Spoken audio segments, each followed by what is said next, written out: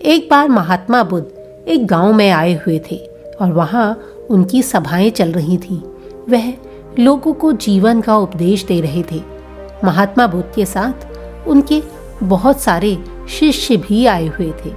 एक दिन सभा के दौरान उस नगर का एक बहुत बड़ा सेठ महात्मा बुद्ध के पास आया और अपने कुछ प्रश्नों का उत्तर महात्मा बुद्ध से जानने की इच्छा जाहिर करी। महात्मा बुद्ध के शिष्य ने उन्हें रोका और कहा कि अभी महात्मा बुद्ध और लोगों के सवालों का जवाब दे रहे हैं, आप थोड़ी सी प्रतीक्षा करें। जैसे ही महात्मा बुद्ध उन लोगों के प्रश्नों का उत्तर दे देंगे, मैं आपको महात्मा बुद्ध के पास भेज दूंगा। लेकिन वह व्यापारी नाराज हो गया। वह उस शिष्य पर चिल्लाने लगा और उससे बोला, क्या तुम मुझे नहीं जानते? मैं यहाँ बहुत देर से खड़ा हूँ। मैं इस नगर का सबसे प्रतिष्ठित व्यक्ति हूँ। मुझे देखते ही लोग अपना सिंहासन छोड़ देते हैं। लोग मुझसे मिलना चाहते हैं, मुझसे बात करना चाहते हैं। मैं यहाँ इंतजार नहीं कर सकता। जो लोग महात्मा बुद्ध के सामने बैठे हैं वह इंतजार कर सकते हैं, लेकिन मैं इंतजार नहीं कर सकता। उस शिष्य ने कहा, इससे कुछ फर्क नहीं पड़ता कि आप कौन हैं। जो लोग महात्मा बुद्ध के पास बैठे हैं वह भी उतने ही महत्वपूर्ण हैं जितने कि आप। आपको थोड़ा रुकना ही पड़ेगा, उसके बाद मैं आपको अंदर भेज दूंगा। बस इतना सुनने की ही देर थी कि वह सेठ जोर जोर से चिल्लाने लगा।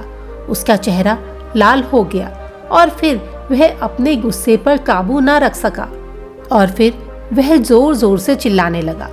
अभी तक तो वह सेठ बहुत ही तमीज से बात कर रहा था, लेकिन अब वह तू तड़ाक पर उतर आया। उसने उस शिष्य से कहा, तुझे पता भी है तू किससे बात कर रहा है? उस शिष्य ने दोबारा कहा, इससे कोई फर्क नहीं पड़ता कि आप कौन हैं। आप जो कोई भी हो, अगर आप चाहते हैं कि महात्मा बुद्ध आपके प्रश्नों का उत्तर दे तो आपको थोड़ी प्रतीक्षा करनी ही पड़ेगी। आप यहाँ पर बैठ जाइए और बस मैं थोड़ी ही देर में आपको महात्मा बुद्ध के पास भेज दूंगा। अब वह सेठ वाकई में गुस्सा हो गया। वह चिल्लाने लगा कि मैं तुझे तेरी औकात दिखा दूंगा। तू मुझसे पंगा लेकर ठीक नहीं कर रहा। तुझे पता भी है कि मैं क्या कर सकता हूँ और मैं ये सारा जो ढोंग फैला है इसके बारे में क्या सोचता हूँ। शिष्य ने बड़े ही शांत स्वभाव से मुस्कुराते हुए उस सेठ को कहा, इससे कोई फर्क नहीं पड़ता कि आप क्या सोचते हैं, यह आपकी सोच है। सेठ इन सब बातों को सुनकर और विचलित होता जा रहा था। वह चीखने चिल्लाने लगा और कहने लगा कि मैं सबको बताऊंगा कि यहाँ समय की बर्बादी के सिवा कुछ नहीं होता। यहाँ बस ढोंगी लोग बैठे हुए हैं जिनका मकसद बस यहाँ आए भोले भाले लोगों को बेवकूफ बनाना है। वह चाहते हैं तो बस उनसे धन हड़पना। इनके पास देने के लिए कुछ भी नहीं है। यह बस बेवकूफ बनाने के लिए यहाँ पर बैठे हैं। तू कोई साधु भी नहीं है। तू तो बस यहाँ बैठ के ढोंग रच रहा है। तुम लोग यहाँ बैठकर अपने फायदे के लिए लोगों का इस्तेमाल कर रहे हो। अब मैं तुम लोगों को नहीं छोड़ूंगा। सबके सामने तुम्हारी बातें बताऊंगा। लेकिन इतना सब सुनने के बाद भी शिष्य के चेहरे पर एक हल्की सी मुस्कान थी और वह उस व्यापारी को बहुत ही शांत स्वभाव से देख रहा था। यह सब देखकर व्यापारी और ज्यादा तिलमिला उठा। अब उससे ना रहा गया। उसने बोला, अब मैं यहाँ एक क्षण भी नहीं रुकूंगा। तेरे पास आखिरी मौका है। तू मुझसे माफी मांग ले। मुझसे कुछ कह सकता है तो कह दे, मैं तुझे माफ कर दूंगा। शिष्य ने ये सुना और मुस्कुराते हुए अपनी आंखें बंद की और एकदम बिल्कुल शांत स्वभाव से अपनी आंखों को 1 मिनट तक बंद करके रखा और उसके बाद अपनी आंखें खोली और हाथ जोड़कर उस व्यापारी को देखा और कहा, मुझे आपसे कोई भी गिला शिकवा नहीं है। आपके लिए मेरे मन में कोई भी गलत विचार नहीं है। जो भी आप मेरे बारे में कह रहे हैं वह पूरी तरह से आपकी सोच है, पर मुझे आप में कोई भी बुराई नजर नहीं आती है। मुझे आप बहुत ही भले इंसान लगते हैं। शिष्य के इतना कहते ही व्यापारी का दिमाग 7वें आसमान पर पहुंच गया। उसके चेहरे पर अब एक अजीब सी खुशी थी, क्योंकि उसे लगा कि यह भी वही बातें कह रहा है जो सब मेरे बारे में कहते हैं। उसने सोचा कि अब ये मान गया है कि मैं एक अच्छा इंसान हूँ। उसी दौरान महात्मा बुद्ध भी उन सभी लोगों के प्रश्नों के उत्तर दे चुके थे और अब समय आ गया था महात्मा बुद्ध का इस व्यापारी से मिलने का। तो शिष्य बड़े ही आदर के साथ उस व्यापारी को महात्मा बुद्ध के पास ले गया।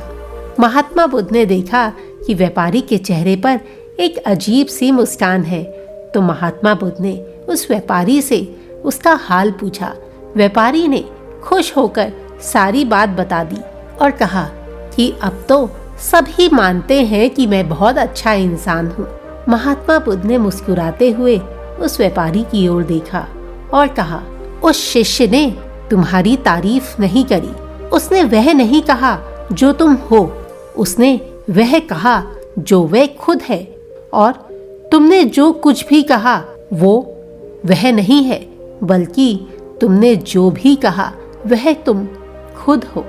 हम जिस प्रकार की नजर या सोच के साथ दुनिया को देखते हैं, ठीक उसी प्रकार हमें वह दुनिया दिखाई देती है। यथा दृष्टि तथा सृष्टि। इसका अर्थ है कि मनुष्य जिस तरह से सोचता है, ठीक उसी प्रकार से उसकी सोच बनती चली जाती है, और जिस प्रकार हमारी सोच बनती है उसी तरह से हमें दुनिया दिखाई देती है। तुमने उस शिष्य को जो कहा उससे साफ पता चलता है कि तुम बस अपने पर केंद्रित हो, तुम अपने बारे में सोचते हो, तुम सबसे पहले अपना फायदा देखते हो। तुम्हें ये सोच बदलनी पड़ेगी अगर तुम चाहते हो कि तुम्हें दुनिया इज्जत सम्मान की नजरों से देखे, तो तुम्हें वैसा ही कार्य करना पड़ेगा। अपने वचन अपने कर्मों में संयम लाना होगा। थोड़ा सा इंतजार करने से तुम छोटे या बड़े नहीं हो जाओगे।